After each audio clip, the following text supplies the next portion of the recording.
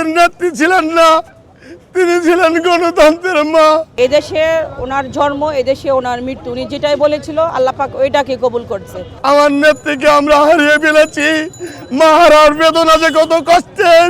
আমাদের মা মরেনি, আমাদের স্বপ্নে আছে, কল্পনায় আছে। আজ বেগম খালেদা জিয়ার জন্য, ম্যাডামের জন্য, বাংলাদেশের প্রধানমন্ত্রীর জন্য আমার যে বুক ফাটি কান্না আসে।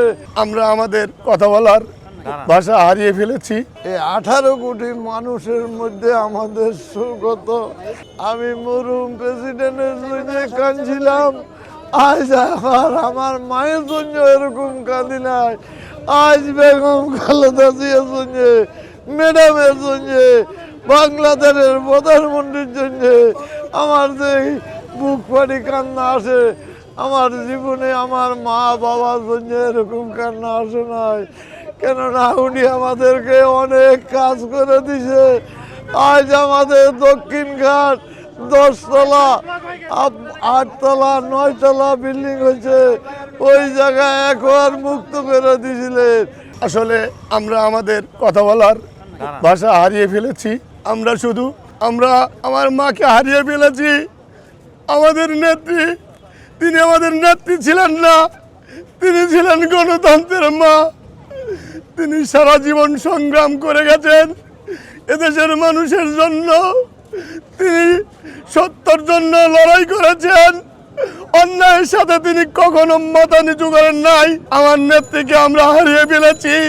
মা হারার বেদনা যে কত কষ্টের, মা হারার ব্যথা যে কত কষ্টের, যার মা হারিয়ে যায় সেই বুঝতে পারে।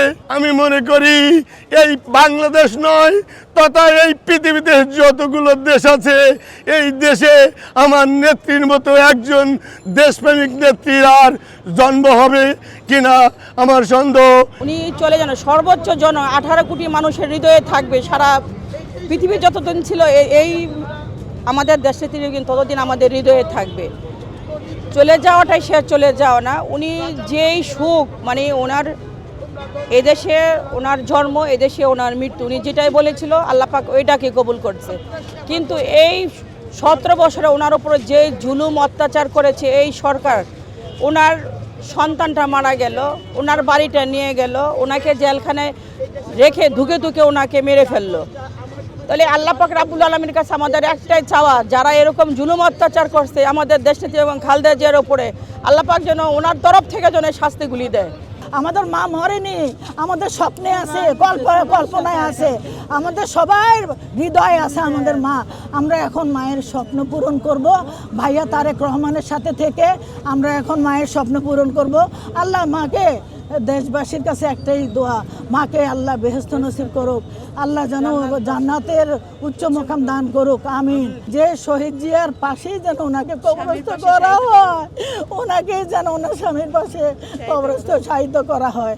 আমাদের একটা, আপনাদের মাধ্যমে একটাই আমাদের নিবেদন, স্যার ইউনুস স্যার, আপনি এই মিডিয়ার মাধ্যমে আপনার কাছে খবরটা পৌঁছায়, তাড়াতাড়ি ওকে এনে তাকে ফাঁসি দেওয়া হোক আমাদের সামনে, 18 কোটি সন্তানের সামনে।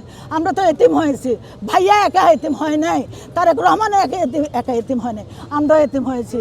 আমাদের মার ভালোবাসা আমাদের হৃদয়ে থাকবে চিরজীবন, এবং পুরা পরিবার শেষ করে দিয়েছে খালেদা জিয়ার, জিয়াউর রহমানের পুরো পরিবার শেষ করে দিয়েছে। এক কাপড় পরায় আমার মাকে ঘর থেকে বের করে দেওয়া হয়েছে। এই দুঃখ কোথায় রাখি, ওনার চোখের পানি এখনো ভুলতে পারি না, আপনারাও ভুলতে পারবেন না। কিন্তু সেই শেখ হাসিনা এক কাপড়ে গেছে না, আল্লাহর বিচার। আল্লাহ বলছে তুমি যার জন্য গর্ত করো সেই গর্তে তুমি পড়ো, তুমি সেই গর্তে শেখ হাসিনা পড়েছে।